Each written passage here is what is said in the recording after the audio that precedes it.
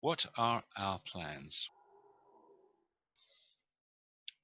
Most pressingly, we need to raise funds. Up to now, no one has been able to explain to us why Iron Salt Aerosol won't provide a critical contribution to bringing climate change under control, at least not convincingly. So we need to do a better job of getting our message out. We're over a year into producing a scientific paper on the chemical mechanisms and impacts by which carbon is absorbed into the ocean, assimilated by life, transported, remineralized, and ultimately sedimented. Then, specifically on methane, we want to be able to publish results of modeling the effects of atmospheric methane depletion, and from that, determine specific smog chamber tests that will be needed to design the technical aspects of ISA emission, such as the ideal droplet size for different conditions.